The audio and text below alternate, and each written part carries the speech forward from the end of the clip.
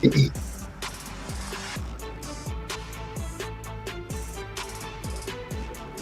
and welcome to the culture here on the Black Star Network. I'm your host, Faraji Muhammad. Thank you so much for being a part of the conversation. Folks, we got a lot to talk about. We're going to be checking in with our big brother, Dr. Gerald Horne, to give us today's Horne Report as we talk about the latest that came out of Supreme Court with that leak of Roe v. Wade. We're also going to talk about the January 6th committee and talk about the latest developments in the Ukraine-Russian war. So we'll have that conversation. Also, I'm going to be checking in with a father-daughter duo who's making dollar and cents, talking about NORYAN fragrance makers. We're going to talk about that. And later on, we discuss what's happening in the state of Florida and how Florida is fighting history with their latest efforts to exclude advanced placement classes of African-American studies. And you know who is led by Governor DeSantis. We're going to be checking in with Brother Michael and Hotep to have that conversation. So stay locked in, folks. We got a lot to talk about. Stay tuned. It's all happening on today's edition of The Culture right here on the Black Star Network. Let's go.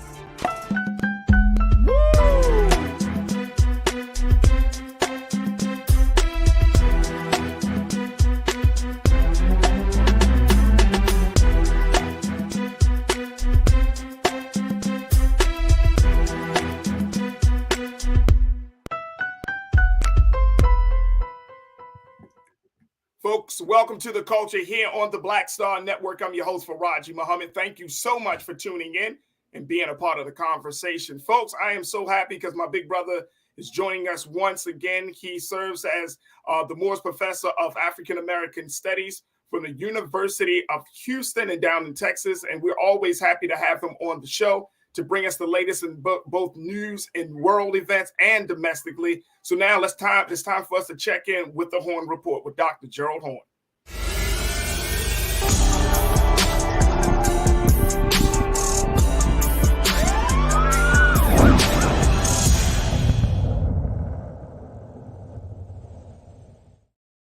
All right, peace, Dr. Horne. How are you this afternoon, sir? Well, it's all good. How about you? I'm good. All right, Doc. Let's start off with the latest that has actually came out of Washington, D.C. with the Supreme Court situation. They just put it out there on the wire, Dr. Horne, just less than 30 minutes ago. And I had to include, I said, wait a minute, I got to talk to Dr. Horne about this one. They have essentially announced that they still cannot identify, Doc, who is responsible for that very historic leak of the Roe v. Wade decision, the decision that was made last summer that got the whole country in an uproar, and it really probably played against to the GOP's efforts in the national election in November. But they have not identified who was responsible for that leak. What's your take on this, Dr. Horne, and what does this say about future decisions, major decisions coming down the road from the Supreme Court? Well, this was not the first time that a Supreme Court opinion was leaked prematurely.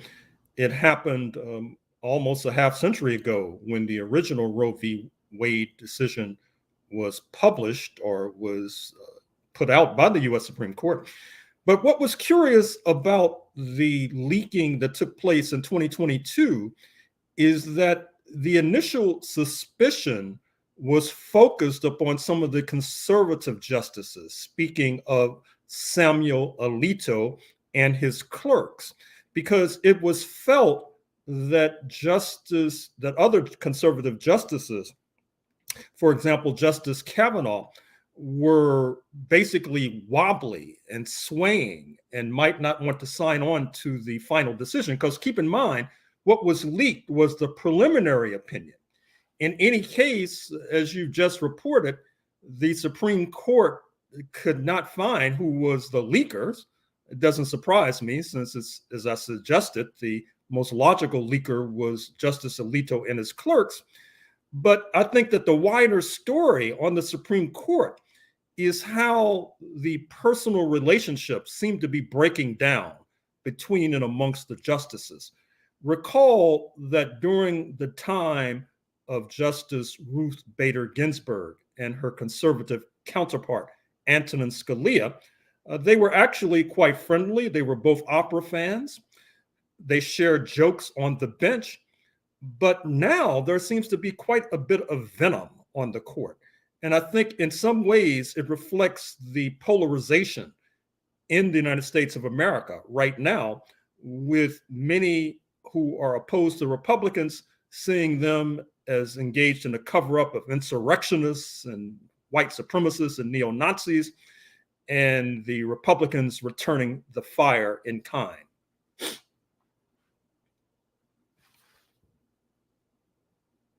There we go. We're looking at a situation there, Doc, where you have this like personal tension that is spilling over into the professional spaces, and the spilling over in the professional space, but then also it speaks to a larger issue of what's going on within the parties of these individuals. So it's like one thing is leading to another thing. And if since they cannot identify, and this is what, January, this leak happened in June. So, we're a few months shy of it being a year since the leak happened. Since they could not identify who's responsible, what happens next at this point? I assume the file will be buried. That is to say that this is the end of the story. However, I suspect that an enterprising journalist or two will pick up this story because it's too important to bury and to set aside. However, I'm not sure if that will turn up anything, quite frankly. Well, and that's interesting. Here's what NBC reported here, Doc, and I wanted to get your take on this because this is another part of the problem. According to NBC, they reported this was based upon the report that the court put out, suggested the court was not watertight, with some employees admitting they had talked to spouses about the draft opinion and how the justice had voted. Supreme Court Marshal Gail Curley, who was in the charge of the investigation, said that 97 court employees were interviewed and all denied being the leaker. She said it was unlikely the court's information tech systems were compromised. The report made no mention of whether the 9 justices were questioned. So a whole bunch of people who knew that this vote was going to come down, or there was a draft of this vote, and they talked to their spouses. So does that open the door for some sort of, I don't know, NDA confidentiality agreement that employees may have to sign when it comes to this type of these matters? Because if they're talking to, if you're talking to your significant other, things can go left very, very quickly. And this was not a small decision. This just wasn't some small state case. This was a historic decision. So yes, those 97 employees that were interviewed, somebody could have certainly been lying. Well, it's curious that apparently none of the justices were questioned because, as I suggested beforehand, a conservative justice such as Justice Alito was the likely leaker. Speaking of conservative justices, I should also mention Clarence Thomas, the only Black male member of the High Court. Recall that his spouse, Jenny Thomas, is a well-known and in fact celebrated right-wing political activist. The January 6th committee wanted to interrogate her about her possible and potential role in that insurrection in 2021. And so if that enterprising journalist decides to investigate further, they may want to start by investigating the investigator, because you mentioned this person who supposedly conducted the investigation, talking to 97 people, but not the justices themselves. That seems as if it's an inadequate investigation and something worthy of journalistic enterprise. Right. So I would think that would be the first person that you talk to. I would talk to Clarence Thomas first. That's just me, Doc. I'll just go on a hunch. Like, let me talk to Justice Thomas real quick to see if he knew anything about this leak. So now that the courts are in this position, what does this do to the trust? Because we already know that the Supreme Court is conservative. We already know that it has its political affiliations right now with the GOP.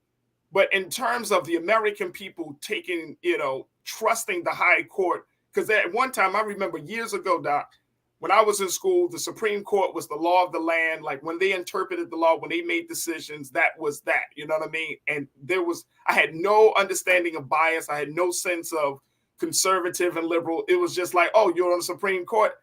That's the highest law in the land. But at this point, we know that it is partisan driven. So what does that do to the trust that the American people have about this very, very important institution of our democratic system? Well, you need look no further than recent remarks of the justices themselves. Justice Elena Kagan, appointed by President Obama, has suggested that the Supreme Court is increasingly being viewed as politicians in black robes and therefore are losing the respect of a good deal of the U.S. populace. The aforementioned Justice Thomas has complained that in the good old days, from his point of view, the Supreme Court was like a family. But now he says that kind of familiarity, that kind of friendliness has disappeared, leading to venomous ties and relations between and amongst the justices. Obviously, this will leak into the body politic, particularly when you have these controversial decisions, such as the overthrow of Roe versus Wade as represented in the Dobbs case of about 6 or 7 months ago.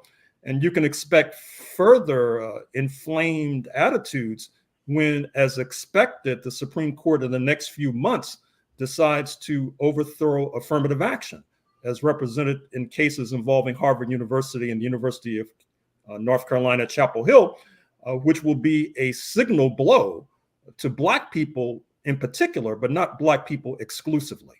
Right. Absolutely. Absolutely. We got to take a quick pause. But Doc, I can only imagine how this is going to continue to play out. I know that both sides are going to make this a very, very hot button political topic in the next couple of days. And I think that, to your point, it's going to open up the door for a lot of us in this country to really take a look at the Supreme Court. It may, and I'm hoping this may be the case, Dr. Horn, that it may force us to take another look at how we appoint the justices. That there may need to be an independent counsel outside of the president or another group of folks, a bipartisan situation, so that way it doesn't become so partisan driven that when a situation like this comes up, then people are pointing fingers at each other, only adding to the divide. So I'm hoping that something good will come out of this. We got to take a quick pause. When we come forward, folks, we're going to continue our conversation with Dr. Gerald Horn. We're going to bring you up to date on Ukraine. We're going to talk about the January 6th committee and their latest reports against social media and so much more. Stay with us. It's The Culture right here on the Black Star Network.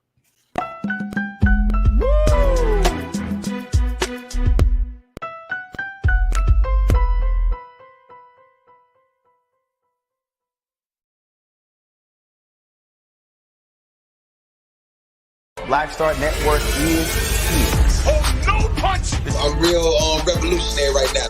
Thank you for being the voice of Black America. All momentum we have now, we have to keep this going. The video looks phenomenal. See, there's a difference between Black Star Network and Black-owned media and something like CNN. You can't be Black-owned media and be scared. It's time to be smart. Bring your eyeballs home. You dig? When you talk about blackness and what happens in Black culture, we're about covering these things that matter to us, speaking to our issues and concerns. This is a genuine people-powered movement. There's a lot of stuff that we're not getting. You get it, and you spread the word. We wish to plead our own cause. Too long have others spoken for us. We cannot tell our own story if we can't pay for it. This is about covering us. Invest in Black-owned media. Your dollars matter. We don't have to keep asking them to cover our stuff. So please support us in what we do, folks. We want to hit 2,000 people, $50 this month, raise $100,000. We're behind 100,000, so we want to hit that. Your money makes this possible. Check some money orders. Go to P.O. Box 57196, Washington, D.C. 20037-0196. The Cash App is $RM Unfiltered. PayPal is R Martin Unfiltered. Venmo is RM Unfiltered. Zelle is roland@rolandsmartin.com.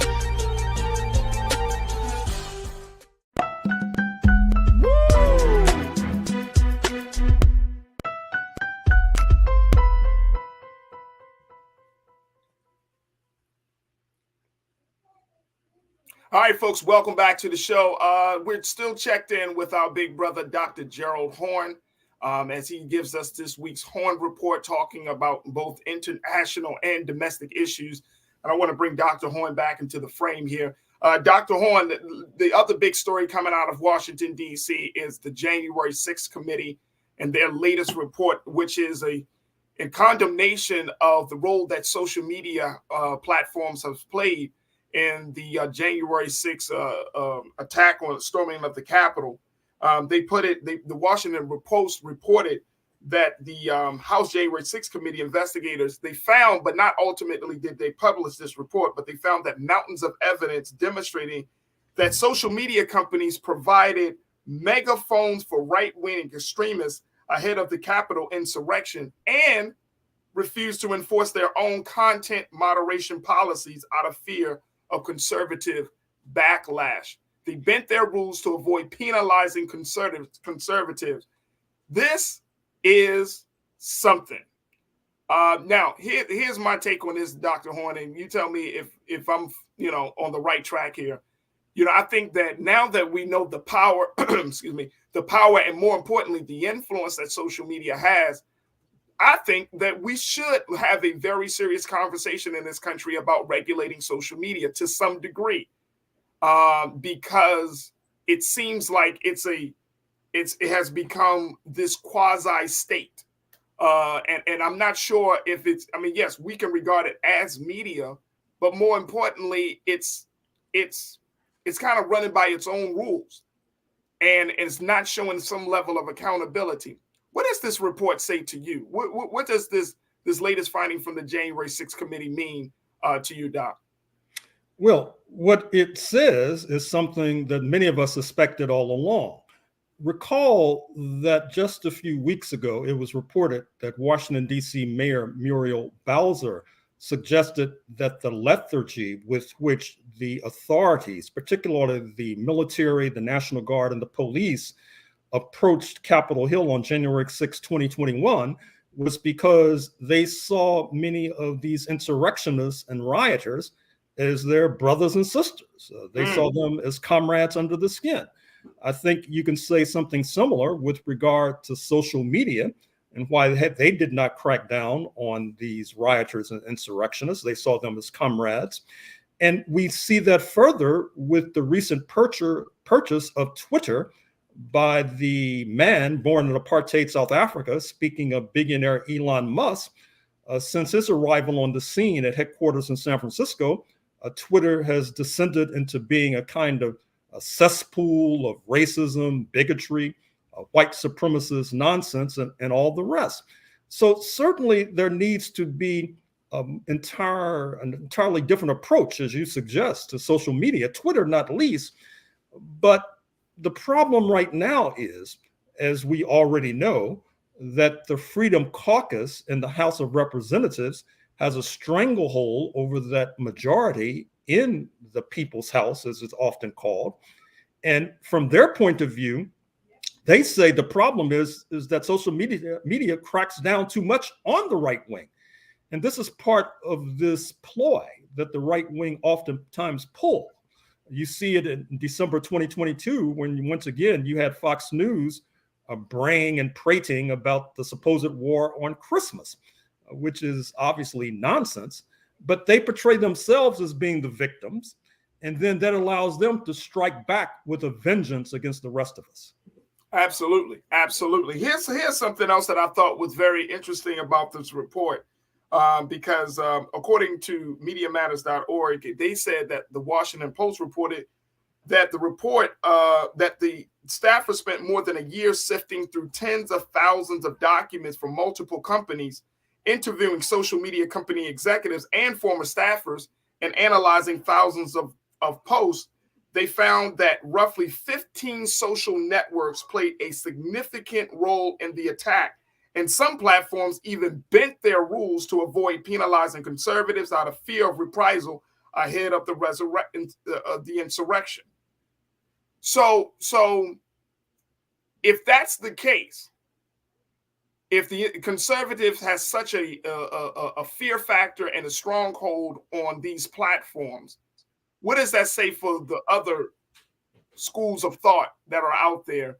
What does this say about the relationship that people have with social media for you? Do you think that this is going to open the door? I mean, these platforms, for one, they're still in existence, so they haven't like been shut down as a result of this. So does that mean that now these conservatives will feel more emboldened to continue to talk the way they talk, share the way they share, and that these other folks from other schools of thought, whether you're talking about liberals, whether you're talking about Pan-Africanists, anybody, that they're going to have to kind of push their way through to be seen, to be heard?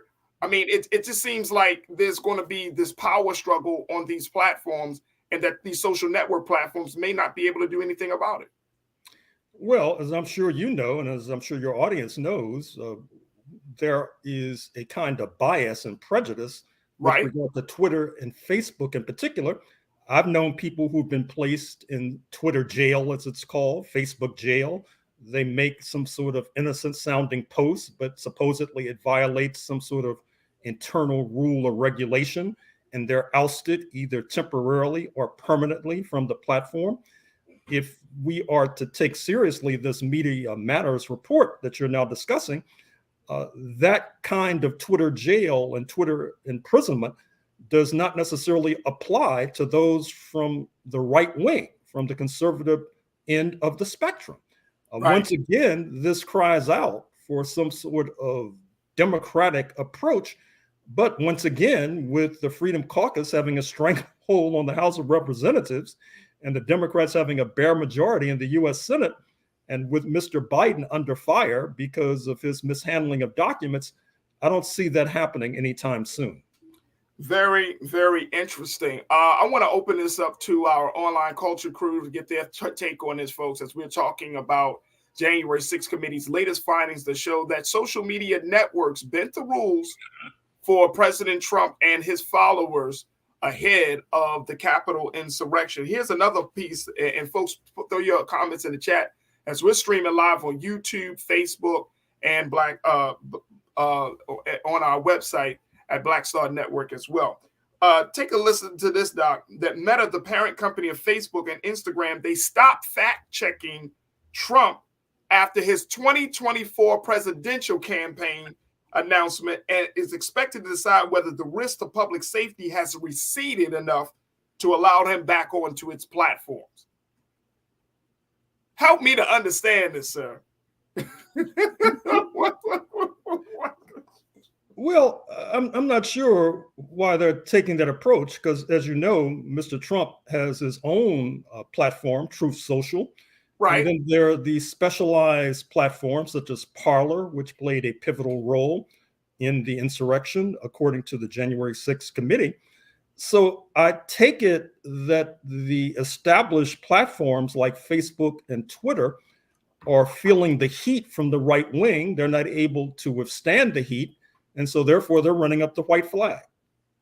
So if that's the case, I mean, when you announce that if you stop fact, here's the conundrum I find this situation puts us in. If lies brought us here, then why would you not put up a measure to counteract the lies that will continue to take us to another place that we may not want to go? I don't understand. Why would you stop fact-checking a man who has at the center of the insurrection? You stop fact-checking him, and then you're considering whether the all of the heat has receded. I just don't understand the thinking behind this. And I mean, I know that the report said that there was fear of reprisal from conservatives, but I also have to say that I'm sure profit margin was a huge factor in making this decision. As conservatives drive, you have this drive for content. The more people you can bring to the platform, the more money that you can get for the ads and all of that, the other money-making opportunities for this. So, and in the big scheme of things, also, Dr. Horn, just thinking about it, if we're getting into this public space, if these are public spaces, quote unquote, right, as Elon Musk has often put out, this is the community, the town square, and all of these public spaces. are we actually opening the door to the demise of our own government system? Are we allowing there to be this eroding of how we communicate, how we dialogue? Are we allowing for these forces to come to the town square, take over the town square, and we're just like, it's okay. It's fine. It's just talk. Not really understanding the long-term impact of these things. I think you have to understand, with regard to Facebook in particular, they've been losing quite a bit of money lately, incredible amounts of money. They've been laying off employees in the thousands. At the same time, if the Republicans return to power, which cannot be ruled out in November 2024, the Trump White House can then, through the Federal Trade Commission, through the Antitrust Department of the Justice Department, Department of Justice, can then try to force Facebook to sell WhatsApp, to sell Instagram on antitrust principles, thereby shrinking the company. So rather than running that kind of risk, it seems that Facebook in particular is acting preemptively, trying to get on the good side of the right wing and the good side of the conservatives. We'll see if that works. How does this stand for you and from your vantage point, Doc, for Black, for Black nationalists, for Black leaders who want to express their political views of this? Do you foresee that these social media companies will start to, clamp down on Black leadership, and unlike what we're seeing on the conservative side of things? Well, I think it's already happening. I'm looking at the comments from the Culture Crew, and they're making reference to being in Facebook jail for making sarcastic comments as if I was threatening violence. So says Teresa Jolly. Ming Lee Natasha Serge says you can't say anything bad about Trump on Facebook without going to Facebook jail. So what you've sketched and what you've outlined is already taking place. There's already a double standard that bids fair to only get worse in coming months and coming years.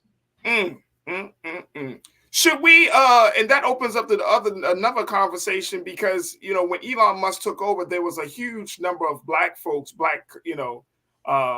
Twitter users who said that, we should stay on the platform and quote unquote kind of fight for the platform. We already know on Twitter, there's a Black Twitter community, but should that be the case for Facebook and other spaces? Should Black folks continue to kind of fight to stay in these spaces because we need to be heard, we need to be seen, or should we really consider to leaving these spaces en masse? I think both of those alternatives should be considered. Recall what Donald Trump did when they ousted him from Facebook and Twitter. He started Truth Social, for example. And I think that fighting on many fronts has been the hallmark of the Black liberation movement for centuries now. And so the idea of fighting within the walls and the halls of Facebook and Twitter, and at the same time exploring alternatives to both makes eminent good sense. Absolutely. Absolutely. Ed Hughes said, build our own platform. F them. Hey, I hear you, Ed. Ming Lee, you said leave it. You also said Facebook was attacking woke culture and the people as well. Facts. And then Conscious Thoughts, you said, because for Raji Muhammad, we now live in the zeitgeist of alternative facts, per Kellyanne Conway. Wow. There it is right there. Look, we got to take a quick pause when we come forward. More conversation with Dr. Gerald Horne for the Horne Report, and of course with you. So stay with us. It's The Culture here on the Black Star Network.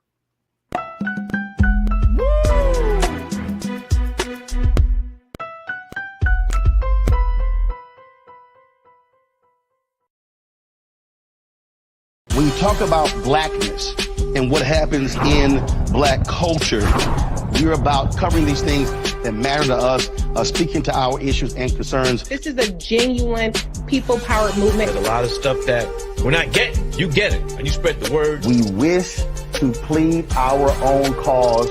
Too long have others spoken for us. We cannot tell our own story if we can't pay for it. This is about covering us. Invest in black-owned media. Your dollars matter.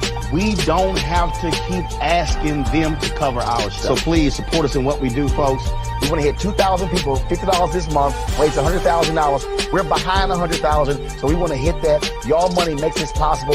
Checks and money orders go to P.O. Box 57196, Washington, D.C. 20037-0196. The Cash App is $RM Unfiltered. PayPal is R Martin Unfiltered. Venmo is RM Unfiltered. Zelle is Roland at RolandSMartin.com.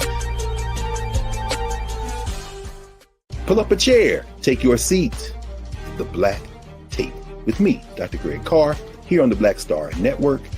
Every week, we'll take a deeper dive into the world we're living in. Join the conversation only on the Black Star Network. Folks, Black Star Network is here. Oh, no punches. I'm real revolutionary right now. Support this man, Black Media. He makes sure that our stories are told. Thank you for being the voice of Black America, Roland. Stay black. I love y'all. All momentum we have now, we have to keep this going. The video looks phenomenal. See, there's a difference between Black Star Network and black-owned media and something like CNN. You can't be black-owned media and be scared. It's time to be smart. Bring your eyeballs home. You dig?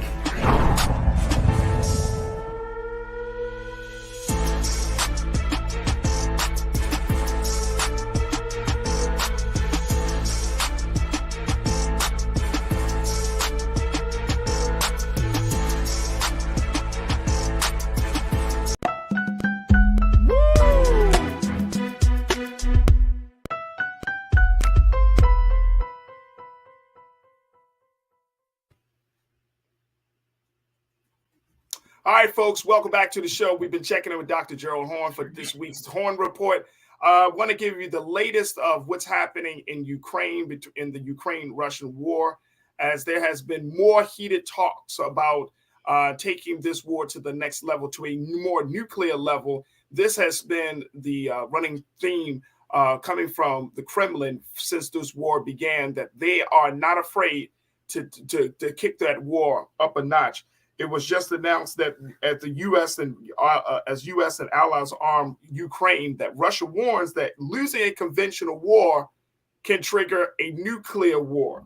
Man, now this is coming forward. This comes out as the United States and allies are prepared to send out a new shipment of military hardware for Ukraine and Kyiv, and pushes its Western partners for modern battle tanks and other heavy weapons. But Moscow responded, Dr. Horne, on today that with a number of familiar battery of threats, saying that if alluding to the arsenal that it has for nuclear war, and saying that, look, if we lose this, everybody's going to lose.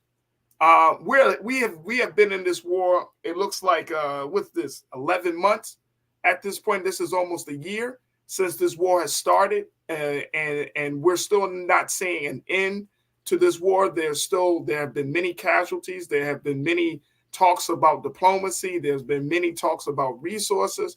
But the one big thing that has always kind of shared as this cloud over this conversation has been nuclear weapons and the possibility of a nuclear war. What's your take on this, Doc? Well, perhaps the most ominous is the news coming out of France, where the leading French intellectual Emmanuel Todd just was interviewed in Le Figaro, the well-known French periodical, in which he said that right now we're at the beginning stage of World War III. That is to say, with Russia and China on one side of the barricades, and the United States and its North Atlantic allies, perhaps accompanied by Japan and South Korea, on the other side of the barricades. I think that kind of alarm that was sounded in France has been echoed to a degree in Germany, where a former top military advisor to former German leader Angela Merkel suggested that the United States needs to push more aggressively for negotiations. That is not the path that's being taken, because as we speak at the Ramstein base, military base, engineered, or that is to say, that has been formed by the United States after World War II, there is an important meeting taking place as we speak. involving the United States and its allies, where we expect the news to be a ramping up of military shipments to the Ukrainian battlefield, including tanks. That may be a red line for Moscow. And I'm afraid to say as well that Congress, particularly the Democratic caucus, has not exemplified courage. That is to say, recall that a few months ago, you had the progressive members of the caucus. They made an abortive call for negotiations, but were shouted down by their more hawkish colleagues, and they haven't made a peep since then, as the world, according to Emmanuel Todd, seems to be stumbling towards World War III. The New York Times has put out a report, Dr. Horn, saying that the U.S. is, quote unquote, warming up to the idea of a Ukraine attack on Russian-controlled Crimea. How does that play out in this whole situation? Well, it's very dangerous. Recall that Crimea was seized by Russia in early 2014. That led to a sharp downturn in relations between Washington and Moscow. Crimea has been incorporated into Russian territory. Apparently, there was a referendum of the citizenry there who were in favor of joining Russia and leaving Ukraine. So if Ukraine is going to now attack Crimea, that'll be a further escalation and draw the world ever closer to what I just made reference to. That is to say, World War III. And as the saying goes, we're not sure how World War III will end, but it's clear that World War IV would be fought with sticks and stones. Damn. Now, Doc, we had a conversation, and this is we didn't get an opportunity to talk to you at this time. And here's first and foremost, folks. Here are some of the images, and I want to make sure I'm checking it with my team. Is this? Are we looking at Ukraine, folks? And Keenan, let me know if this is Ukraine. Yeah, these are images from Ukraine. And as you can see, this is the devastation of war, folks. This is the devastation of war. And, you have people who are living through this moment right now, Dr. Horn, that's trying to figure out, where does this situation end? What's the light at the end of the tunnel? And you're breaking it down, saying, look, if they move less strategically, if Ukraine moves into a Russian-controlled space like Crimea and starts to attack to that space, that the people of Ukraine and the people of Russia, they're not going to see an end to this. They're not going to see an end to this. And that the world essentially is going to be pulled into this whole situation. And so, I'm not sure if this is something that we are prepared for. I'm not sure if this is something that the United States, I don't know if President Biden is going to be putting some boots on the ground very soon to assist with. It seems like there are a lot of uncertainties at this point, Dr. Horn. Uncertainties indeed. And I think that it is well for you to raise this up to the level that you're raising it, because quite frankly, we need much more of an outcry on this side of the Atlantic. As noted, there is increasing concern in Europe about what's happening in their backyard. I guess the opinion in the United States is that the Atlantic Ocean separates the United States from Europe. And so we don't need to pay attention to the flames that are now erupting in Ukraine and may erupt soon in Russia. But that kind of attitude, I think, is very dangerous. It's ostrich-like. It's burying your head in the sand, quite frankly, and is not sustainable. Absolutely. And give me your take on the cost. When we talked about this weeks ago, when President Zelensky of Ukraine came to America, then the president said there's more billions of dollars along with the military hardware that's being shipped. But when we're talking about the cost and the American people not being fully in agreement with how much money this country is spending on this war, this thing can backfire very, very badly for both parties, both Democrats and Republicans. And it makes me think of Dr. King. We just celebrated him this past weekend, and that when he spoke out against the Vietnam War, that was the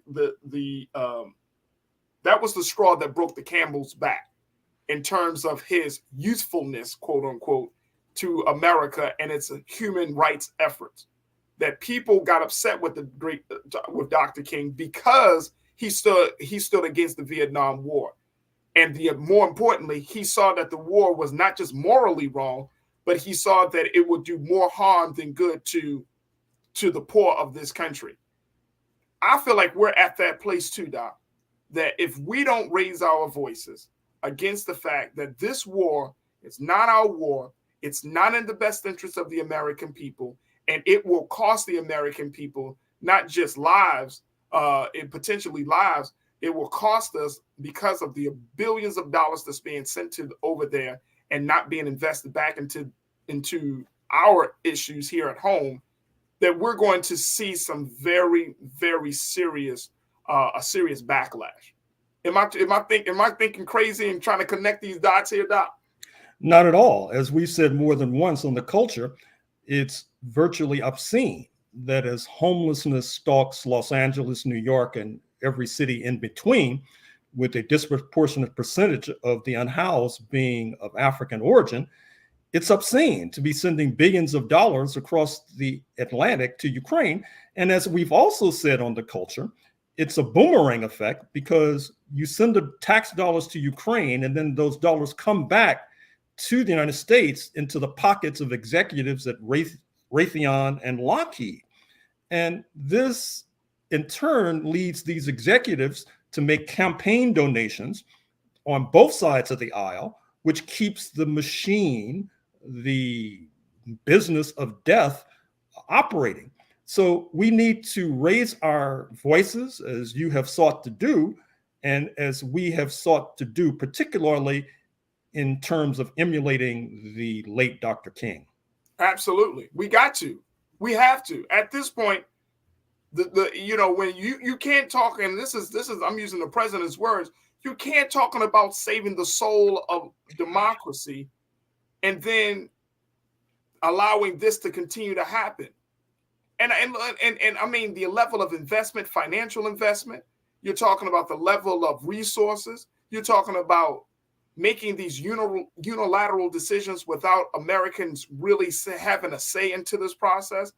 But you're talking about saving the soul of this country, saving the soul of democracy, Mr. President. And it's very, very confusing. And it's giving off a mixed signal that this country doesn't need to try to take in. So we will certainly keep our eyes on it. We got to take a quick pause. When we come forward, we're going to have more discussion with Dr. Gerald Horne. Stay with us. It's The Culture on the Black Star Network.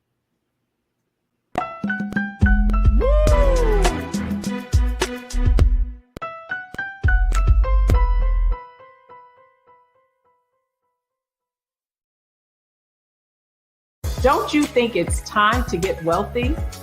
I'm Deborah Owens, America's Wealth Coach, and my new show on the Black Star Network focuses on the things your financial advisor or bank isn't telling you. So watch Get Wealthy on the Black Star Network.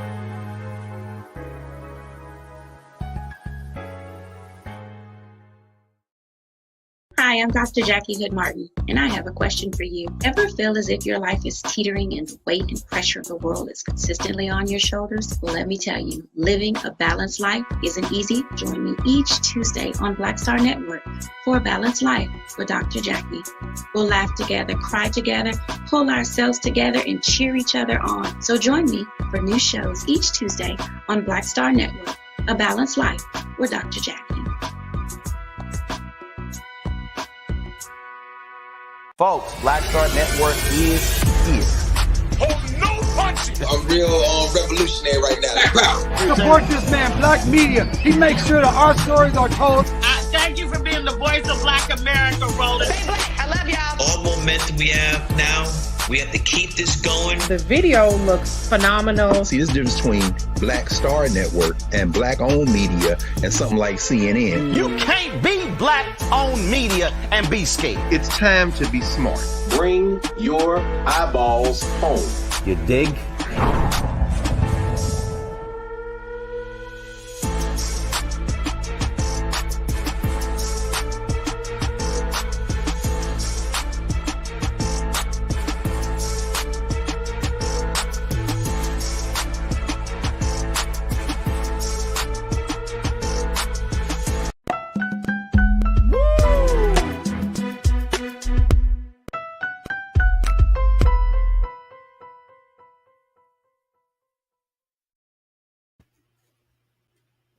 All right, folks, welcome back to the show. We've been talking to Dr. Gerald Horn about a number of issues, and certainly, folks, we invite you to join us in the conversation. So post your comments in our chat as we're streaming live on YouTube, Facebook, and BlackStarNetwork.com.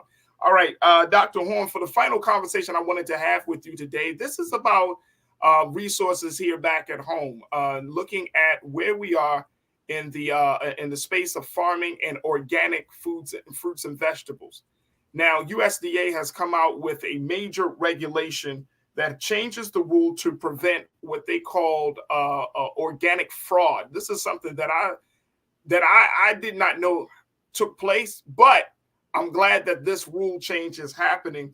And apparently, the strengthening organic enforcement, or SOE amendments to the USDA's National Organic Program, which is this federal program that enforces national standards for organically produced agricultural products, is strengthening oversight and enforcement of the production, handling, and sale of organic agricultural products in the United States. According to their memo, they have decided that they wanted to make sure that they cut down on any type of foods that would be deemed as organic, but most importantly, that these foods don't go under the radar when they say they are organic, but they're really not organic. And organic farmers are very happy to see that this level of oversight and enforcement is taking place, especially from the USDA. But here's my question, though. If this had to be done, does that mean that everything that we have on the shelf currently right now that's labeled organic might not be actually organic? And what does that mean for those of us who partake in organic eating? In terms of trust, can we trust the USDA, the USDA's organic label? Can we trust them at this point, knowing that this organic fraud has been happening? I think you should be very skeptical of this label organic because it's unclear what it really means. That's point number one. Point number two is that I dare say that part of the reason why you've had this turn with regard to the United States Department of Agriculture is pressure from overseas. And that's a lesson for us with regard to our issues as well. What I mean is that a good deal of US agriculture is exported abroad, not least to Europe. In Europe, there's quite a bit of skepticism of genetically modified organisms, GMOs, right, which of course are an essential part of agriculture in the United States of America. The Europeans have been pressuring the United States to curtail and cease that practice. The United States has been reluctant to do so, but this latest news item that you're bringing to our attention, it seems to me, is a reflection of the fact that U.S. agribusiness is sensitive to international pressure, and therefore the USDA is responding accordingly. Right. And you know, there for folks that may not know this, Dr. Horn, there are only a handful, and I'm not talking about, you know, hundreds of companies, folks. There are literally only a handful of companies that are producing a huge amount, a substantial amount of foods that we are all consuming, right? Literally less. And the last time I checked, Dr. Horn, I think it was like less than 12, right? Mm-hmm. Companies that are producing these foods and that are getting these USDA regulations approved. But the larger picture is, considering the fact that we're all experiencing this inflation, food has gone up tremendously in states across this country. The cost of things have certainly gone up. But more importantly, we don't know. We only are hoping that the government has the health and well-being of the American people at its best interest, and that profit doesn't take precedence over people. And so my concern is, is, okay, y'all strengthening these things, but what's the assurance that you're going to be able to keep these level of enforcement, keep these regulations in place? What about bringing in not just organic farmers, but what about bringing in consumers into the conversation? And what about bringing in, communities that have often been marginalized as a result of food disparities into the discussion? How do we make sense of all of this, Dr. Horn? Well, in terms of inflation, I don't know if you've looked at the price of a dozen eggs of late. Oh my gosh. At least in Houston, it's gotten to the point where in this congested urban space, you have people who are now buying hens and trying to basically collect eggs rather than go to the local supermarket to buy eggs. With regard to agribusiness, a term we should use more often than agriculture, your audience should pay close and careful attention to the giants of the U.S. Midwest, speaking of Cargill, C-A-R-G-I-L-L, or ADM, otherwise known as Archer Daniels Midland. They have a stranglehold over what we put in our stomachs. As with the military-industrial complex, the agribusiness also lobbies incessantly the U.S. Department of Agriculture to twist and turn them to the advantage of agribusiness. And that makes this news item that you're bringing before us all the more surprising. Right. And is there, as far as you know, I mean, you are a man of history. You've studied our history, and you looked at the world. Like what can the people do in a moment like this? When you have food resources that are high, when you have food resources that are not meeting the full demand of the market and of the people, what path have people taken historically to make sure that they can still eat? Well, fortunately, we have organizations. You have a Black Farmers Organization, which is still quite active. It's obviously trying to seek reparations from the United States Department of Agriculture because of decades of bias and discrimination against Black farmers, which has led to massive land loss on their part, has hampered them in terms of getting their produce to market, has compromised their ability to compete in an agricultural market dominated by Cargill and Archer Daniels Midland. You also have United Farm Workers, and you also have other unions of the workers in the fields. And the workers in the fields are disproportionately in the state in which you're now cited. Speaking of due north of Los Angeles, in the area around Kern County and Bakersville. Mm-hmm. And you have quite a bit of activism there with regard to agribusiness. And so I would say hooking up with the United Farm Workers and hooking up with the Black farmers is the way to go. Absolutely. And I had a conversation not too long ago here on this show, Dr. Horn, where we talked about urban gardening, where we talked about food pantries, where we're talking about churches and other community-based institutions being a part of that process. And I'm wondering, I know that's a grassroots effort considering the magnitude of this situation, but I'm feeling like we might have to go back to basics in order to just, provide for the basic necessities of people and families at this point, because the government seems to not be as diligent about making sure that good food is getting to the people. Well, urban farming is something that's prevalent in South Central Los Angeles, for example. It has been prevalent there for some time.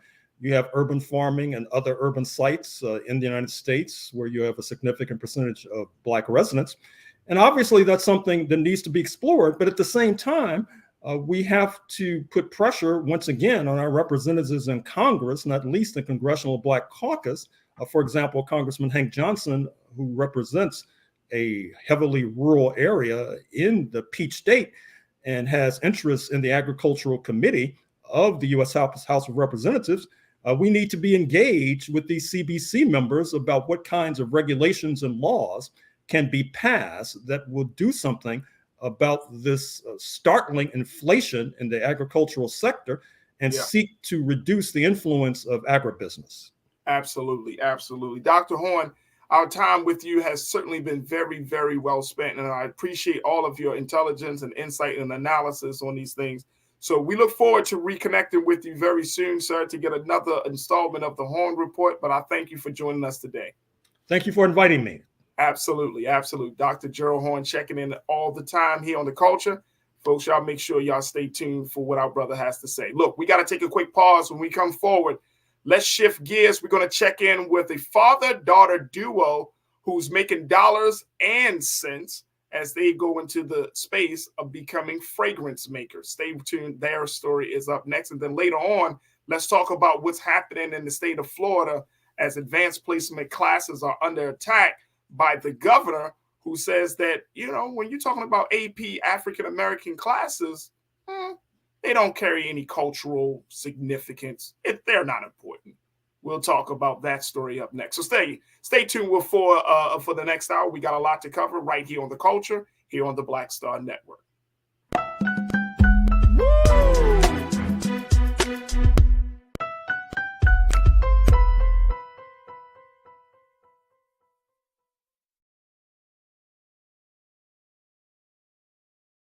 Hatred on the streets, a horrific scene, a white nationalist rally that descended into deadly violence. White people are losing their damn minds. As an angry pro-Trump mob storms the U.S. Capitol, we're about to see the rise of what I call white minority resistance. We have seen white folks in this country who simply cannot tolerate black folks voting. I think what we're seeing is the inevitable result of violent denial. This is part of American history. Every time that people of color have made progress, whether real or symbolic, there has been what Carol Anderson at Emory University calls white rage as a backlash. This is the rise of the Proud Boys and the Boogaloo Boys. America, there's going to be more of this. Here's all the Proud Boys, guys. This country is getting increasingly racist in its behaviors and its attitudes because of the fear of white people. The fear that they're taking our jobs, they're taking our resources, they're taking our women. This is white fear.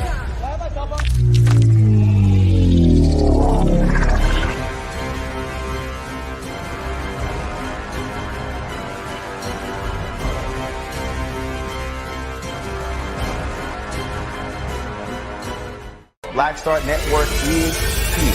Oh, no punch! I'm real revolutionary right now. Thank you for being the voice of Black America. All momentum we have now, we have to keep this going. The video looks phenomenal. See, this difference between Black Star Network and black-owned media and something like CNN. You can't be black-owned media and be scared. It's time to be smart. Bring your eyeballs home. You dig?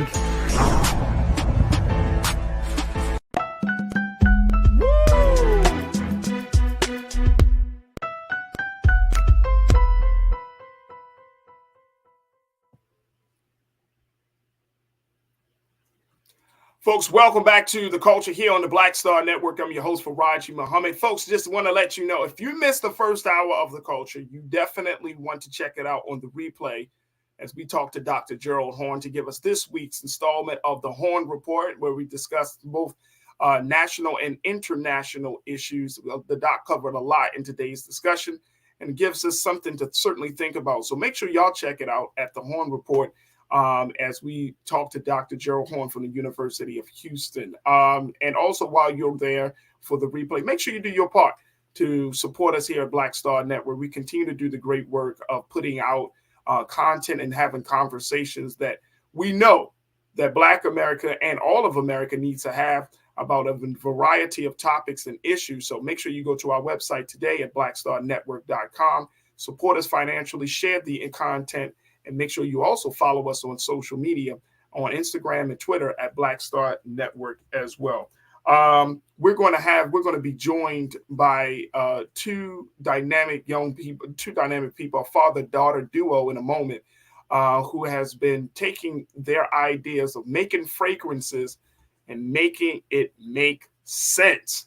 Folks, I'm so excited to be checking in with this duo in a few moments, and we're going to talk to them about how they're going into the fragrance industry, and most importantly, what does that mean, especially in building generational wealth for their families. Now, this is certainly something that we have always talked about, but it's always a good thing to talk to folks that are living this. But before we get to our very special guest, we also joined by another contributor here on The Culture. You also see him on Roland Martin Unfiltered. And this is our brother who serves as the host for the African History Network. You can check his work out at theafricanhistorynetwork.com. My brother Michael in Hotep, is joining me this afternoon for a couple of these conversations as well. Brother Michael, it's always good to talk to you, brother. How are you today? Hey, Faraji, I'm all right. How you doing, brother? I'm good.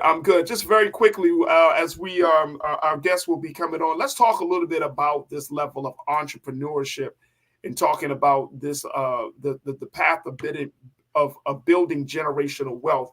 You know, I remember, Brother Michael, my dad has been an entrepreneur for years. He always had some idea on what to do, on how to support the family. Right. But I remember he owned a small carryout / restaurant in Baltimore years ago, and worked hard at it. And you know, it was in that time period. I remember as a child just going to the restaurant and helping out and doing what I can. I remember, you know, him often talking about having family and friends to be supportive. And we know that in business, sometimes they say that, you know, never bring your family into the same business that you're doing. But this is changing now because you can't build generational wealth without having family at the table. So I wanted to kind of get your take on this idea of going to work with your family, building a business with your family, and most importantly, you know, creating a sustainable capital where you can continue to support your family on a major level. What's your take on this? Well, usually in my degrees in business administration with a major in marketing from Wayne State University, I taught entrepreneurship for 7 years. I managed African-American companies that had government contracts, City of Detroit, County of Wayne, State of Michigan, and family members worked in those businesses and adjacent businesses as well. Saying that you shouldn't go into business with family or shouldn't have family work in business, things like that. No other ethnic group or culture in the U.S. really operates based upon that. They just teach that to us. They just teach that stuff. They just teach that. Wait a minute, hold on, bro, Michael. You're saying that that's not like across the board. That's mostly a black. From they had to have. Why did laws have to be created dealing with nepotism? Because people were bringing family into business. People were bringing the family into organizations. You look at a history of family-owned businesses created in this country, whether it's dealing with Walmart, whether it's dealing with and even Friends. Okay, whether you're dealing with Apple computers. But when we look at small businesses, okay, these are mom and pop stores. These are family-owned businesses, and then you have businesses that get handed down to the second generation to family. When you look at, and even if you look at the mafia, you're dealing with family. Okay, so they teach that to us because family is the foundation of African-American communities, African-American culture. When we look at the cooperatives and when we talk about cooperative economics, but understand the concept of cooperatives, these were the members of the cooperatives are part owners of the businesses. These are principles we brought with us from Africa. And when you look at a lot of businesses that we've had historically in this country, these were family-owned businesses, or they brought in family members, things like this. Now, the main thing that you want to understand is you want to make sure that you assign the correct position and duties and responsibilities to the right person. Okay, and this is something I teach in my entrepreneurship classes. If you know Kiki has anger management problems, don't put Kiki on the cash register dealing with customers, because that's a ticking time bomb. Okay, you need to have her in the back stocking shelves. You need to keep her away from customers. But we go into gas stations, we go into grocery stores owned by Arabs and Chaldeans. You trying to tell me they don't have their family members working in there? You go in there during the summer, they have a 12 or 13-year-old behind the counter taking your money because he's the son and he's out of school and he's learning the family business to take over. They teach that to us. That's not how they operate. Well, I'm glad that I'm glad you dispelled that myth for us, because I think that's been something that's been told. Like I said, I've been hearing that for years. So I'm glad that you broke that up. Yeah. So just make sure you have the right person. Right. Okay. Right. In the position. Some people shouldn't be in. Some people should not be in the business. Period. Whether they're a family member or your worst enemy or your best friend.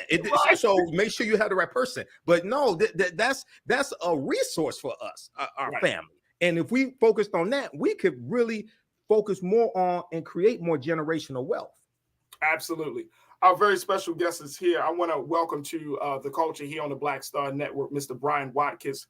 He's been curating since he was 11 years old when he started his passion with his daughter, Nora. He was inspired to leave behind a lasting legacy and to take on that idea of generational wealth to the next level. So together they founded the NYC-based olfactive scenting and scent marketing company called NORYAN.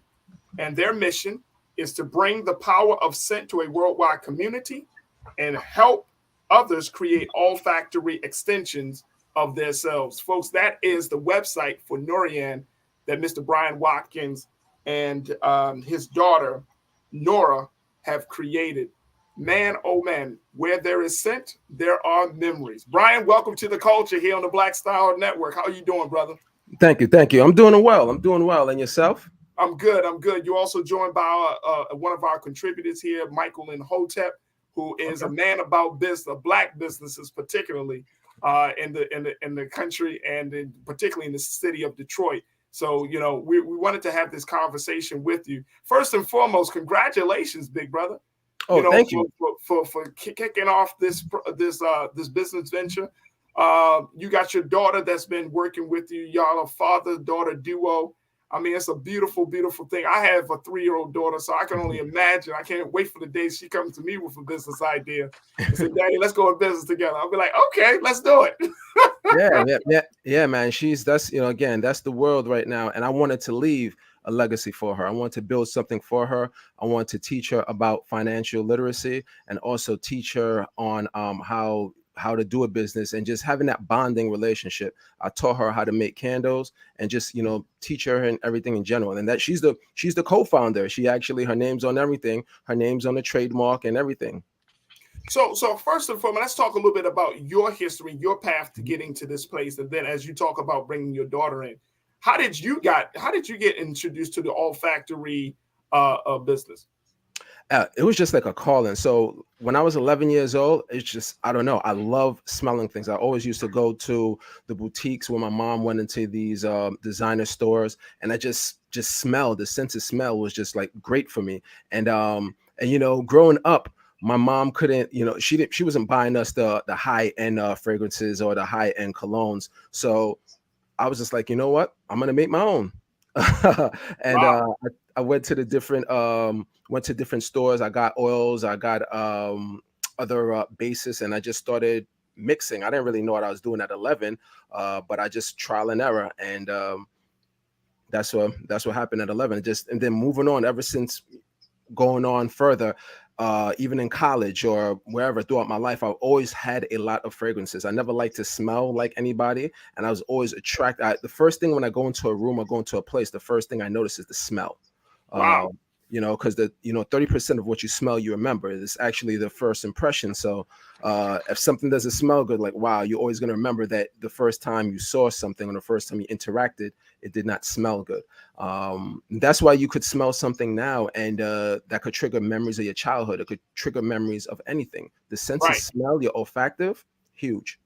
That is huge. So your mom cultivated this start for you to get into this business, right?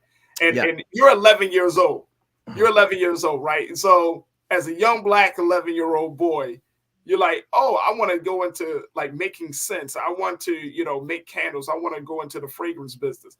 And so talk to us about, like, was your family open to that, or did they look at you and say, well, what are you talking about? Nah. Yeah, something like what am I talking about? But they knew I was always into fragrance and scents. I taught myself how to make candles. I taught same thing, yeah. And I taught my daughter how to make candles. Just look up. I'm a heavy researcher. Anytime I'm hyper focused on something, I want to know every and anything about it across. Like, I'll shut everything off and I'll just learn everything I need to know. So I did that years back in college. When I found out I was having a daughter, I actually wanted to teach her how to make candles. So again, when she came of age, I taught her how to make candles at the age of 5, and she made candles with me now, and she approve or sign off on the different scents that we create. And now I have perfumers that I have on the team as well, and where we create the scents, and she signs off on it as well. Wow. Wow. All right, we got a couple of moments before we take our next pause. But Brother Michael, you want to pose, share any questions for our brother as we're talking about this? Because I need to take a minute to just take in on his story right now. Right. Well, hey, Brian, congratulations on the business and much success to you. You have mood boosting scents from what I understand. Can you give us some examples of how the different scents create a different mood? What type of mood do different scents create? Oh, yeah. So a lot of people don't realize the psychology behind scenting. Scent invokes and triggers certain moods or certain reactions from consumers. It's huge in the business market, or certain business know about it. That's why, and what I do as well for different hospitality businesses, I create scents for them, and I actually diffuse it in their establishment, because just like anything, when you go into some of these businesses or high-end hotels, you walk in and you just say, wow, it smells good in there. Yes, because now you're going to remember that scent of the hotel. Anytime you smell something similar, you're going to say, wow, I remember that hotel. Or when people speak about that hotel, you're going to I remember it smelling good. So when I sit down with clients, I say, what are you looking to try to invoke out these, from your customers? If you're trying to lift up the mood, if you're trying to have people be happy, you're trying to have people spend more, if you're trying to have people have a calm, relaxed mood, it determines what note and what type of oil I'm going to use for that particular scent. So citrus, for example, and bergamot, orange, those are, it brings you up. It's lively. You feel good. It's mood boosting. Things like lavender, things like eucalyptus, it's relaxing. It calms you down. And those are just some of the things that, something like, like the woods, different type of woods, it gives you a more comfortable and just a relaxed and luxury vibe. So it all depends on what that person's looking for.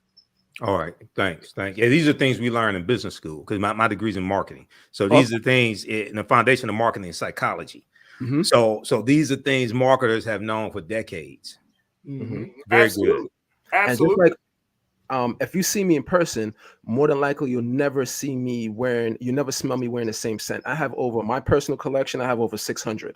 And I I know every single smell of them. Yeah. So I have it broken down to seasons, times of days, occasions, you name it. Hey, wait a minute. Hold on, man. Hold on, brother. Hold on. Now, I love a good scent, man. Hold on. You got over 600 scents that you use personally. Personal bottles. Wait a minute. Say it again. Personal bottles, but I also have a lot of little decants too all over. So it's probably close to 1,000. Now, are these all the 600 scents? Are those all scents that you made yourself?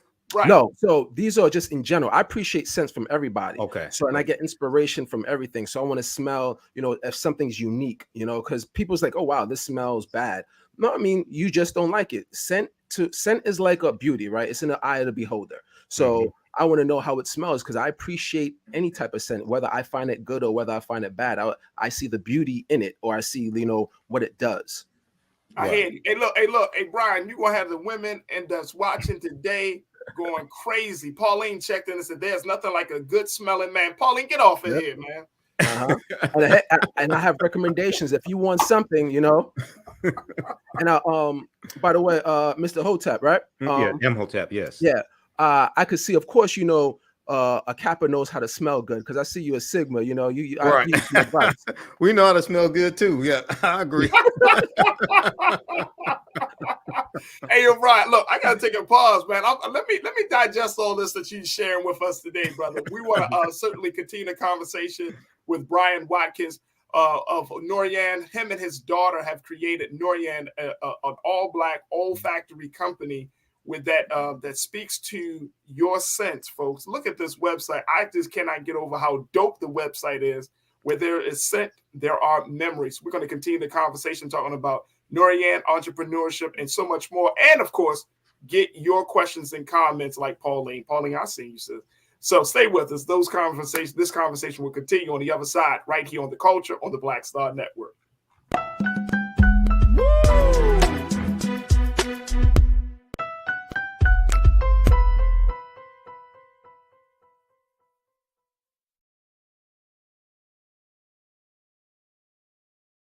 When you talk about blackness and what happens in black culture, we're about covering these things that matter to us, speaking to our issues and concerns. This is a genuine people-powered movement. There's a lot of stuff that we're not getting. You get it, and you spread the word. We wish to plead our own cause to long have others spoken for us. We cannot tell our own story if we can't pay for it. This is about covering us. Invest in black-owned media. Your dollars matter.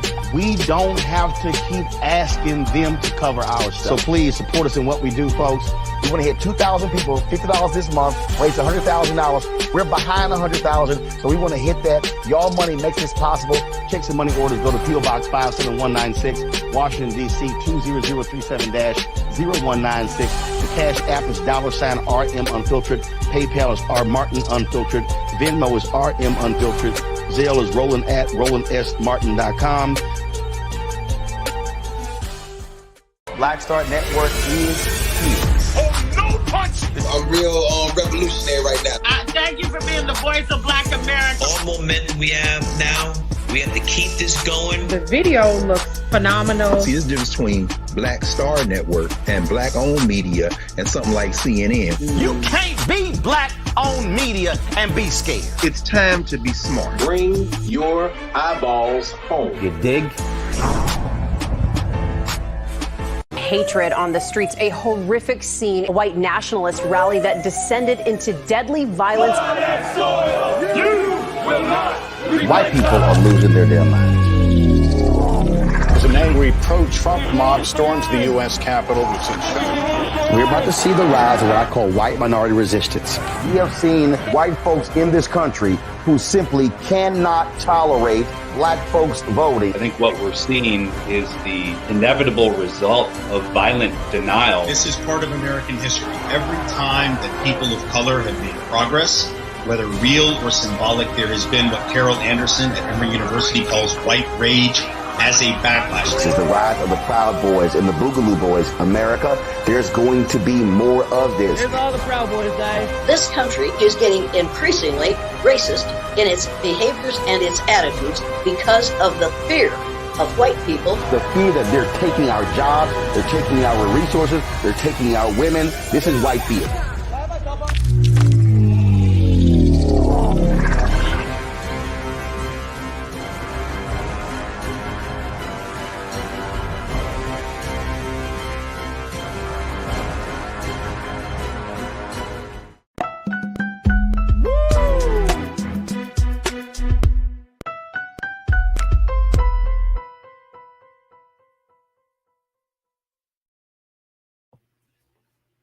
Folks, welcome back to the show. We have been talking to Brian Watkins, who serves as the co-founder of the all-factor scent and scent marketing company, NORYAN, a scent company that he is co-founder with his daughter, Nora. And Brian has been talking to us about what it means to be in that space, in that business, and also just blowing us away with his collection of scents of being between 600 to 1,000 different scents that he personally has in his collection, folks.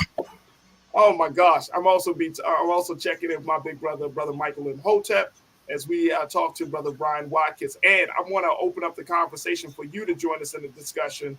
So make sure you post your comments and your questions in the chat, as we would love to hear what you say. Brian, Brother Michael, Brian, I want to bring you back in. And Keena, let's do this, because folks are really interested in the fact that you got this black-owned, New York City-based all-factory company, scent marketing company. So let's put up the website once again, Keenan, so people can see it. And this is NORYAN.com. Is that am I correct on that, Brian? Yeah, NORYAN. NORYAN.com. NORYAN.com, NORYAN, NORYAN.com. And folks can definitely invest and order from you. So when they go onto your website, there we go. Thank you so much, Keenan. When they go onto your website, what can they do? Can they order scents? What can they do? What do you want them to do? Yeah, so there's candles there that you could look at. Those candles have some of the candles have different scents from the diffuser and the diffuser oil, so you could order that, and then you could order the diffuser oil, and we also bringing it into that whole hotel experience. We're bringing it into your car with higher quality oil with our car diffusers, and there's a home diffuser there too. You could order as well. And then there's the oils and the scents that's, again, you fill up with that. You fill up the diffuser with our oil and our scents, which is made to handle our oil particularly. Wow.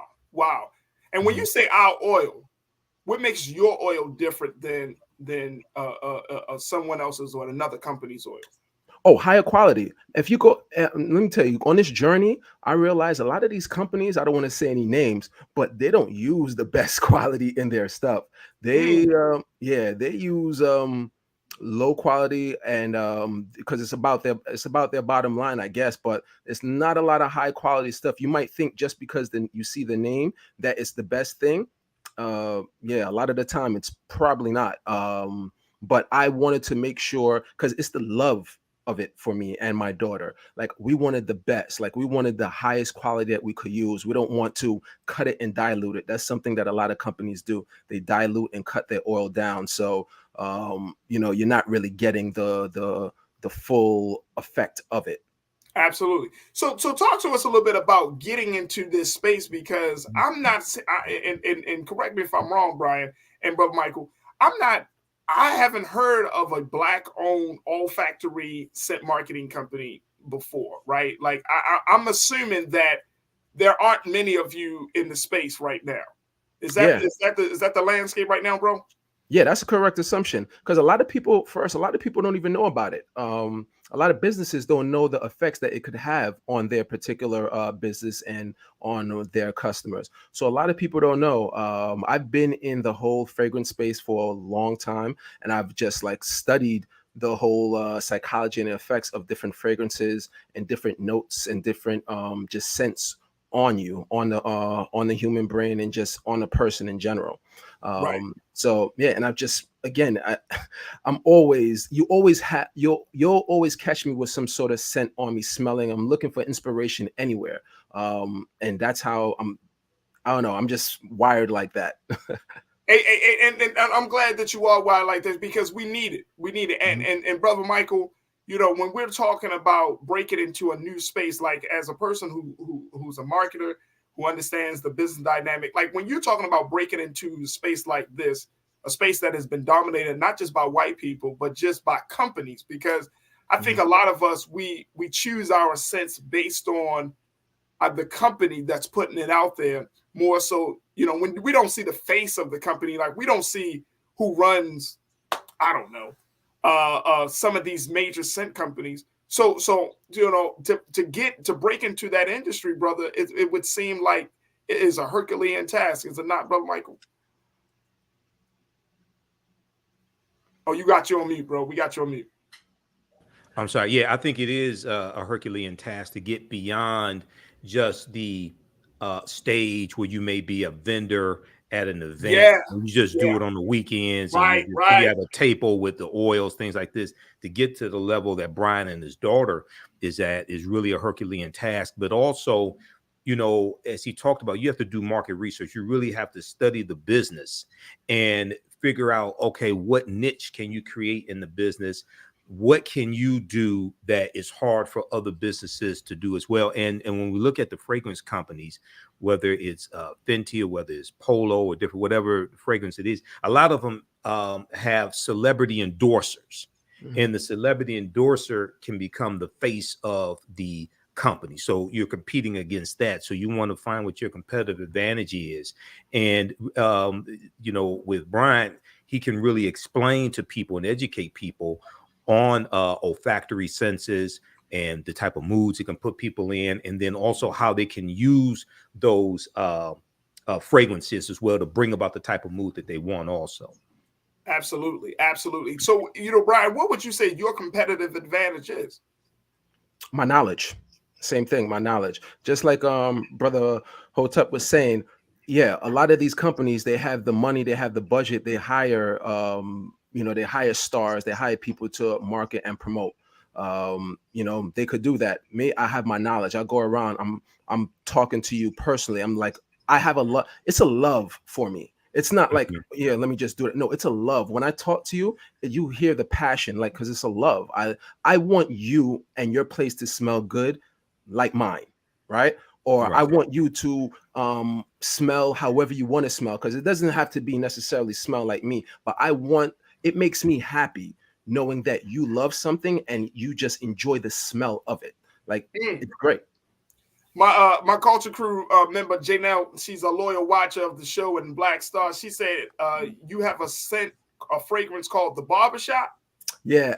So that scent was based after one of my good friends I went to college with. He's a Q, by the way. Name is Shawnee Fair, doing a lot of big things.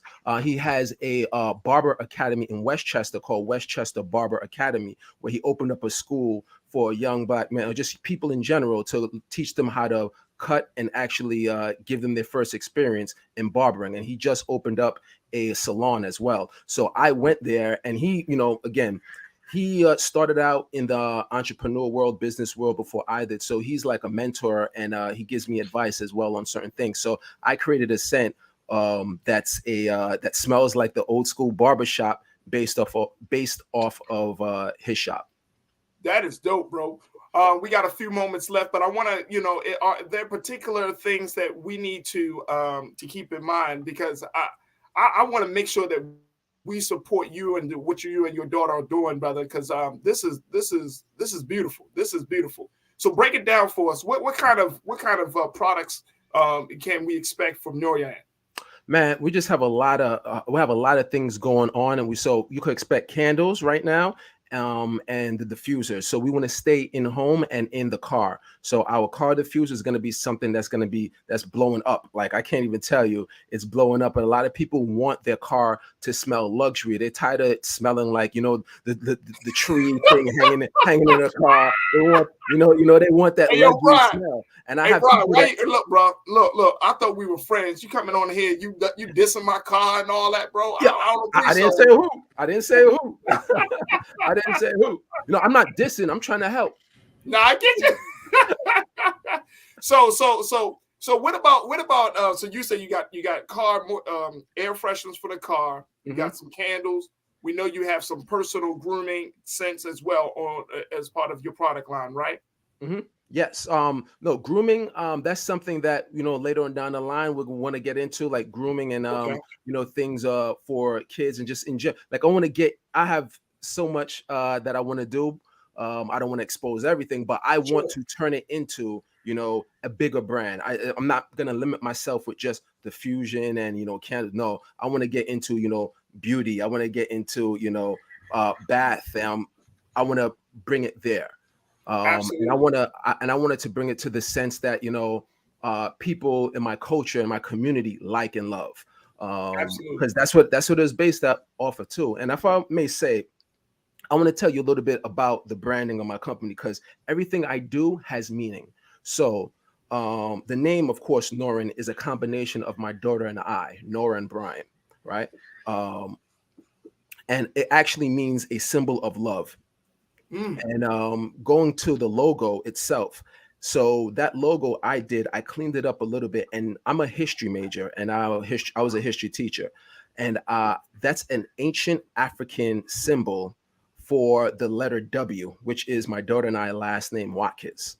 So I cleaned it up to have it look like that. And if you look even deeper, right, it's an NY backwards. And it looked like the little crescent there. You could say you're going from the, bottom to the top. But if you look deeper too, it's a C, NYC, because that's where we're from. There it is. Brother Michael, how important is that? Because that's dope as hell, bro. Yeah, the branding. Yeah, the branding, man. Yeah. He put a lot of meaning and thought into that joint. Right. Well, and explaining the branding, if he explains it to customers, that helps them build a bond with him and his daughter as well, and that helps them identify the brand, distinguish it from other brands that they may see, other oils that they may see on the market. So yeah, that's something fantastic, but that's something also his niche as well, to be able to create something like that and have meaning behind it. Absolutely. Brother Brian, we got a couple of moments left, but I'm wondering, are your scents, one of our culture crew members, they wanted to know, CW, are your scents in stores at this point? No, so we're working on distribution. It being more stores. So they're in 10 stores or in 10 states, stores in those particular states. So we're in Texas, Seattle, Colorado, of course, here in New York, but I want to get it into more. And, just like Brother Hotep said, it is an uphill battle. It's a lot of work dealing and trying to get it into certain places and certain stores. Absolutely. Absolutely. So let me ask this question, because you come on to this show, this show goes into far-reaching places that you may not be able to go. What is it that you need right now to take NORYAN to the next level? I wanted to spread the word. I wanted to get into more places. Mm-hmm. That's what I wanted to spread the word. I wanted to blow, because we're ready. We're ready. We just need it to get there. We're ready. So that distribution. So are you looking for any type of investors or any type of supporters at this point? Right now, as far as investment, not really. Just more. The support will be, again, the product. And, gotcha. And on a business side, the B2B side, contracts. So contracts with more people, more businesses in the hospitality spaces. Got you. Well, Brother Brian, you put that ask out there, and I'm a true believer that ask and you shall receive. So hopefully from this conversation today, some folks will start to reach out to you, connect with you, and take the brand to the next level. But I just want to say, on behalf of the culture here on Black Star Network, brother, man, you are fantastic. Big shout out to your daughter, Nora, man. And I'm looking forward to hearing about more great things coming from the two of you. And, trust and believe, brother, you always got a home with us here on the Black Star Network to talk about the next step of your business. So congratulations and welcome home, bro. Definitely. I appreciate it. Thank you for having me on. Again, this is not the last that you're going to hear of us, because, again, there's no stopping me. Right, because this is bigger than me. This is a legacy for my daughter, and that. Let me tell you, that right there alone, the times where you just like, oh my gosh, you just feel overwhelmed. That right there, right? Absolutely. What's your social, Brother Brian? What's the social that we can connect with you on? So Instagram, it's NORYAN _NYC. On Facebook, it's NORYAN NORYAN. On even TikTok, it's same thing, at NORYAN _NYC. And that's the same thing for LinkedIn and Twitter. There it is right there, folks. There it is right there. You got a new follower now, bro. Trust and believe. I'm about to follow you right now. So you got a new follower. Dope IG. I love it. I love it. Love it. Love it. Love it. Love it, bro. Keep up the great work, man. Give our peace and blessings and love to your daughter, Nora. And God willing, we'll reconnect with you soon. All right? Definitely. Thank you. Appreciate it. All right, fam. Thank you. Folks, we got to take a quick pause. When we come forward, let's talk about the state of Florida and their fight against history with Brother Michael and Hotep. Stay with us. It's the culture here on the Black Star Network.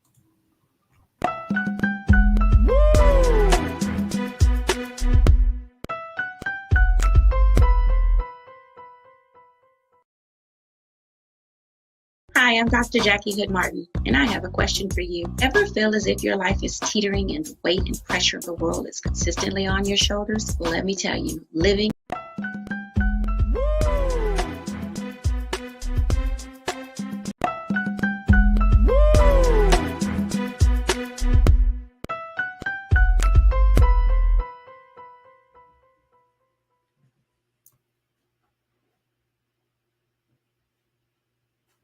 Folks, Black Star Network is here. Hold no punches. I'm real revolutionary right now. Support this man, Black Media. He makes sure that our stories are told. Thank you for being the voice of Black America, Roland. I love y'all. All momentum we have now, we have to keep this going. The video looks phenomenal. See, this difference between Black Star Network and black-owned media and something like CNN. You can't be black-owned media and be scared. It's time to be smart. Bring your eyeballs home. You dig? Pull up a chair. Take your seat. The Black Tape with me, Dr. Greg Carr, here on the Black Star Network. Every week, we'll take a deeper dive into the world we're living in. Join the conversation only on the Black Star Network. Hi, I'm Dr. Jackie Hood Martin, and I have a question for you. Ever feel as if your life is teetering and the weight and pressure of the world is consistently on your shoulders? Well, let me tell you, living a balanced life isn't easy. Join me each Tuesday on Black Star Network for a Balanced Life with Dr. Jackie.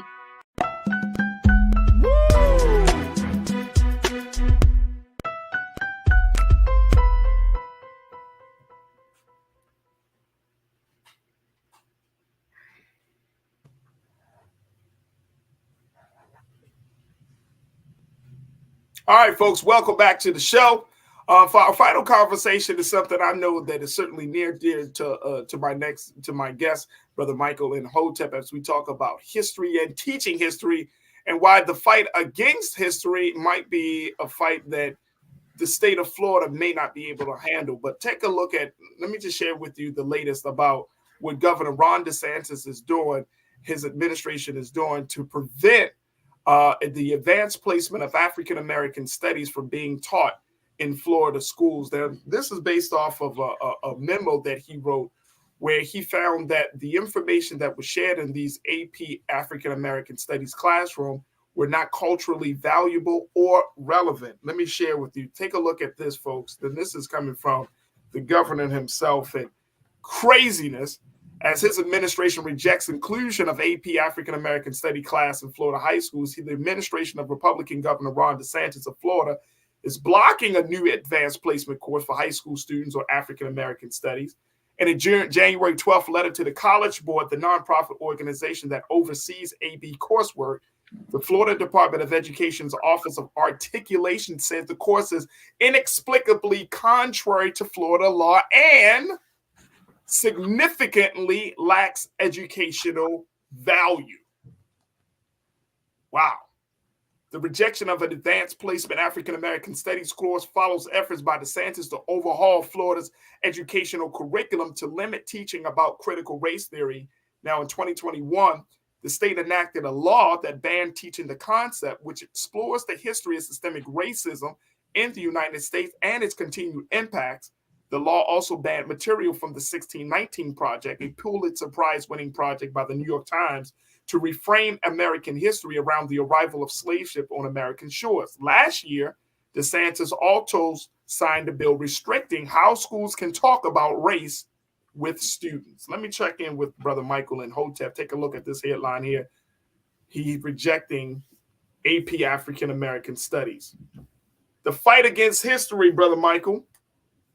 This is something that, this dude has been doing for a minute now. Yeah, so this is the Florida Department of Education that is rejecting this AP course. So this AP course is a pilot program. It's being picked up by 60 schools across the country from the 2022-2023 school year.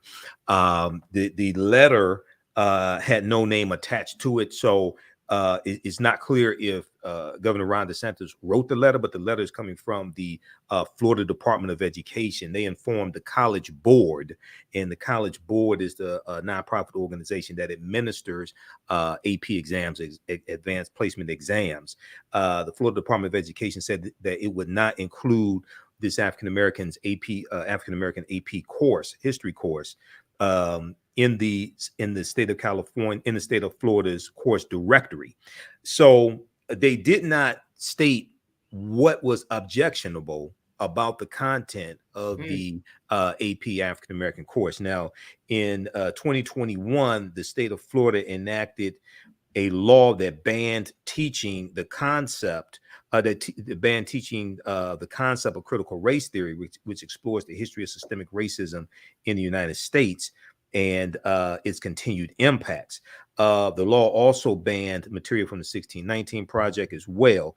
So now it's also not clear if the state of Florida, if a school in the state of Florida, a high school in the state of Florida, was one of the pilot high schools also. Okay, so this is at the high school level. You have about 60 high schools across the country that are participating, will carry this AP course.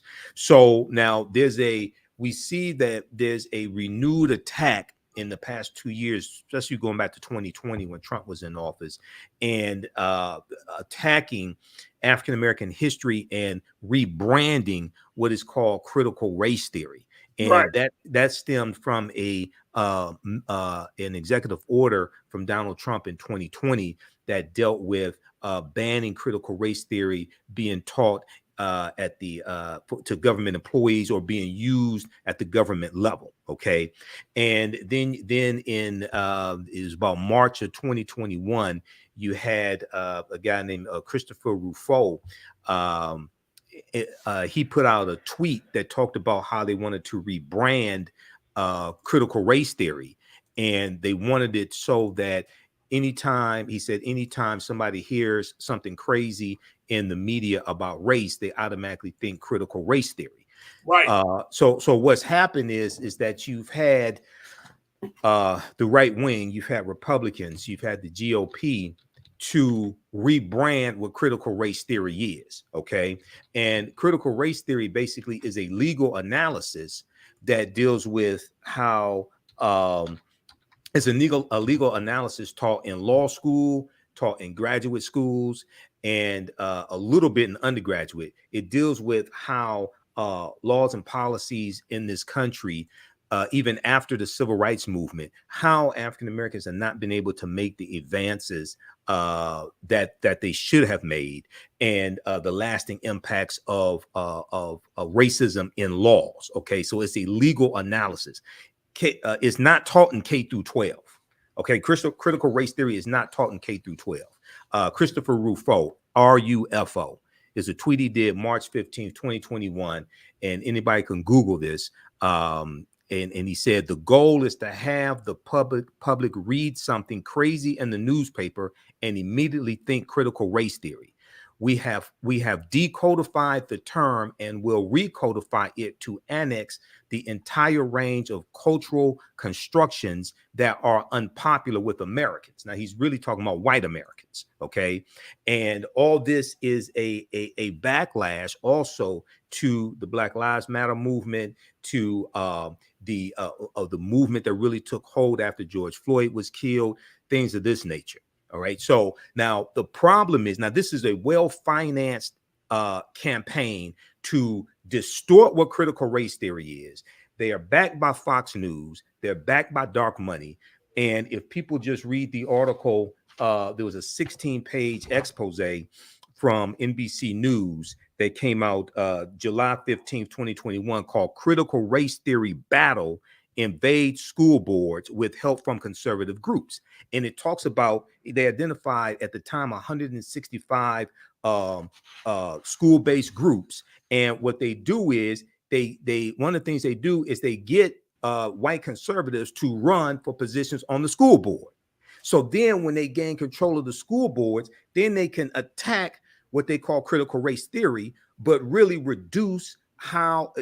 restrict how African-American history and history of white supremacy and racism is taught in schools. Now, the problem is that for African-Americans and for those who are Democrats, what have you, there is not a well-financed countermeasure to deal with this. And that's one of the problems that we are experiencing. Oh, no doubt. I want to first take a look at this, folks. Critical race theory. That's it right there. This is what Brother Michael was talking about. And our brother Brian Watkins, he's actually still on the call here. He actually taught history, which I did not know. So he's a history educator. I want to bring, let's bring him back on, Brian, if he's still on the call, because I would love to get his take on this from being in the classroom and looking at the implications of something like that. Brian, thank you again, brother, for staying a few extra minutes on this. But you taught history, You're in New York City. This is down in Florida. So what do you make of this situation? It's interesting, but I mean, I'm honestly, I'm not shocked, right? It's in Florida, right? No shade to Florida. I'm not shocked because I don't I don't understand how calling something, labeling something something else when it's history, right? It's history. It's the history. If you're not proud of it, that's not it's history. Right. Right. And it's the truth. Right. So my thing is from the classroom perspective, right? When you see this type of pushback against history, I know some teachers who kind of go along to get along, but I know a lot more teachers, Brian, who are like, bump that. Black children need to know the truth. So if y'all fire me for teaching the truth, then so be it. Do you feel like that may happen in Florida? Yeah, I'm going to tell you a little backstory. So initially, when I went to college, I was information systems, computer science. I took a history class, a Black history class, which blew my mind. I said, why didn't I learn about this? It talked about Tulsa, Oklahoma. It talked about those type of community. I said, how come I didn't learn about this in high school? How come I didn't learn about this? And it blew ice to the point where I switched my major. I majored in history, and I said, I want to get this word out. I want to teach, and have others know about this. And that's what I went on to do. And I mainly taught in New York, but for a year, I went down to Texas and I taught. Let me tell you something. Texas and Florida, they're right up there. They're right up there, bro. They're right up there. I think they're the next state that's probably going to do something like this.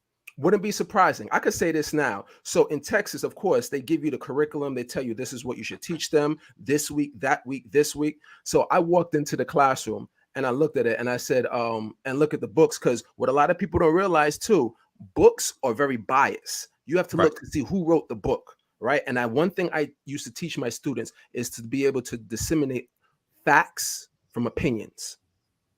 Right? Because you have people opinions, whether you're a conservative, whether you're liberal, whatever it may be, that seeps into the book, right?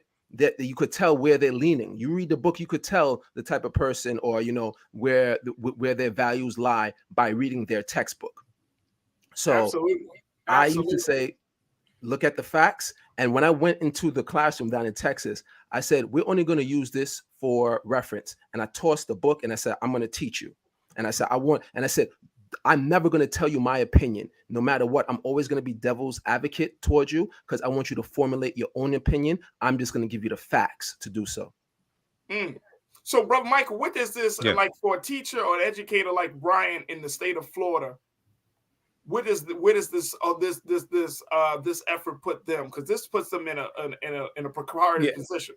Absolutely. We've seen in a lot of these former Confederate states, Florida and Texas are two former Confederate states that seceded from the Union, took up arms to fight against the Union to maintain slavery.